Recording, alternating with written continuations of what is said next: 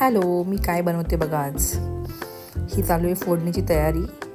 कांदा, कढीपत्ता आणि तेल टाकल्यावरून मी 3-4 महिन्यांच्या डाएटनंतर आज फायनली घरी नॉनव्हेज बनवते आहे.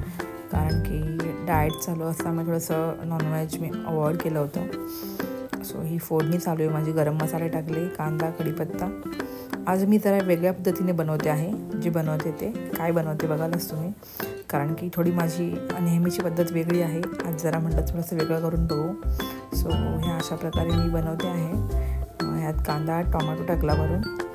नॉर्मली टोमॅटो टाकत नाही शिजवण्यासाठी. मटण, सो मी बनवते आहे मटण.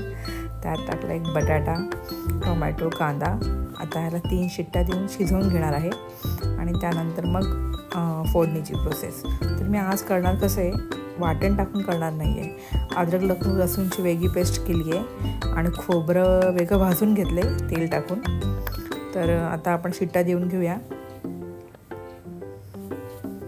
कुकरला मी 3 शिट्ट्या दिल्यानंतर मग तयारी केली फोडणीची.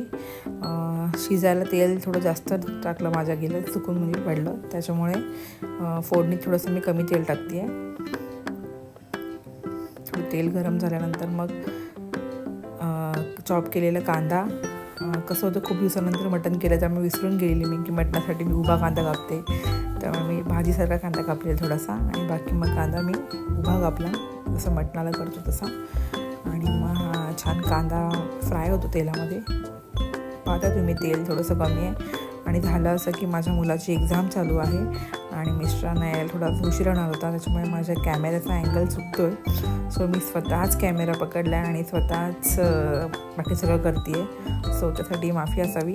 थोडेसे अँगल्स प्रॉपर येत नाही आहेत.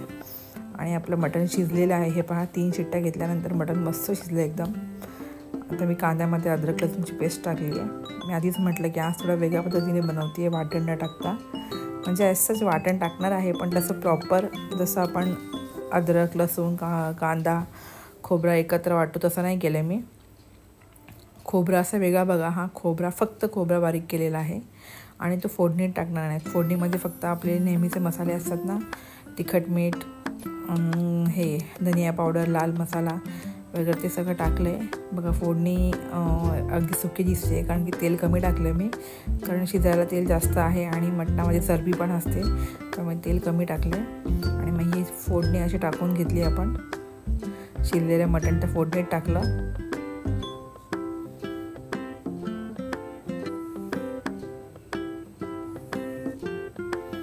आणि आम्हाला थोडंसं ग्रेव्ही जाड लागते, तर वाटण नसल्यामुळे असं पातळ वाटते. सो माझ्या मनात खूप प्रश्न होते, कसा होईल रस्ता काय माहिती. पण ना खूप छान झाला. हे बघा, आता मटण होत आलं आहे. एक 2-3 उकळी आल्यानंतर थोडी गॅस बारीक करायची आणि शेवटी मटण जेव्हा आपल्याला उतरायचं असते त्याच्या अगदी 5-10 मिनटं अगोदर हा वाटलेला खोबरा असतो, हा त्या कालवणामध्ये टाकायचा. हे बघा, आता हा खोबरा मी टाकला आहे. अजून 10 मिनटं मी बारीक गॅस करून ठेवेल. आणि त्याच्यानंतर जो काय रश्शाला कलर येतो आणि इतकी सुंदर टेस्ट येते. खरंच तुम्ही करून बघा. कारण की मी थोडीशी घाबरले होते रश्शाचा कलर बघून की कसा होतो आहे काय. कारण की मटण जर फेल गेलं ना तर खूप जीवाला लागतं. सो कारण की मटण खूप महाग आहे म्हणून मला भीती वाटली होती, पण नाही, इतका टेस्टी झाला ना, खूप छान. तुम्ही पण अशा प्रकारे नक्की करून बघा. मटण खूप मस्त लागतो. आणि फायनली 3-4 महिन्याच्या डाएटिंगनंतर मी मटणाचा आस्वाद घेते आहे. सो तुम्ही माझे असेच ब्लॉग बघत राहा आणि मला सपोर्ट करा. लव यू, ऑल ऑफ यू.